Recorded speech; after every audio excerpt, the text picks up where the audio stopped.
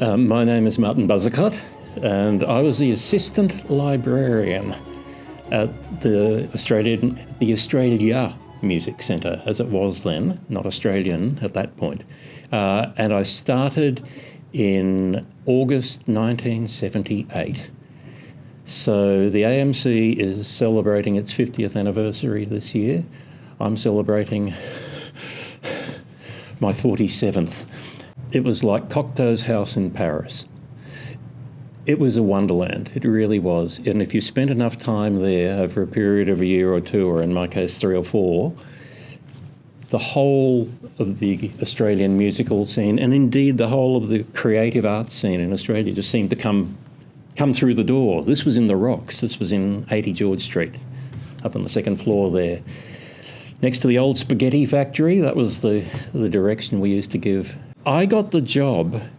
Well, I was living in Brisbane. I was an unemployed pop musician, 19 years old. I was driving into town and we got stopped at an amber light. Will we go through or won't we go through? I still remember where it was. And in those days, the surf lifesavers used to collect at the stoplights. And we decided to stop at the amber light, and the surf lifesavers came and said, can you with the bucket, can you donate? Yes, I donated. We got into town and I had no coins left for the parking meter. This was in Queen Street in Brisbane at the time, or Albert Street. And so I had to go into a newsagent to get coins, and there was a copy of the Australian. That was what you used to do to get coins to put in the meter. And we went, and I went in and I bought a copy of the Australian just to get some change. And in that copy of the Australian that I bought was this advertisement for an assistant librarian at the Australian Music Centre. Australia Music Centre. And I thought, well, that's a bit of a lark. So I applied. If I hadn't stopped at the amber light, this would never have happened. My career would never have happened, because that was what the AMC ended up doing for me. And so I went along and started work as assistant librarian. It was an amazing, amazing time, and everything that I am today and everything that I stand for to this day was formed in those years. The thing that was driving all of us was this vision that everything was possible. Don Banks had come back to Australia as chair of the music board. They were our funding body. James Murdoch, this charismatic man, this charismatic first national director, was running the place. He had so much flair, so much passion.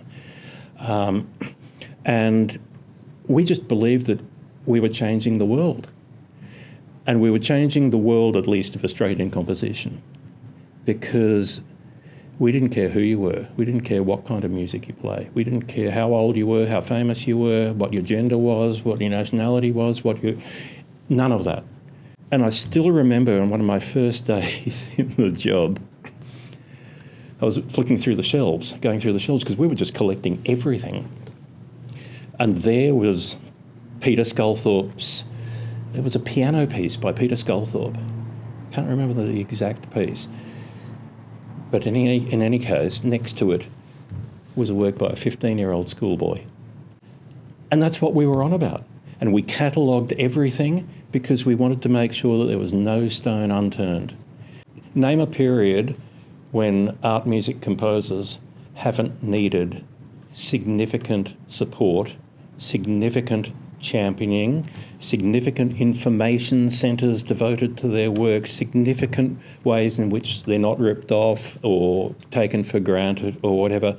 And the sad fact is, not only is the AMC just as important or more important now, but it's actually going to be more, continually throughout history. I broadcast the music of famous composers all the time, and I'd say 50% of them died impoverished and without a champion in the world.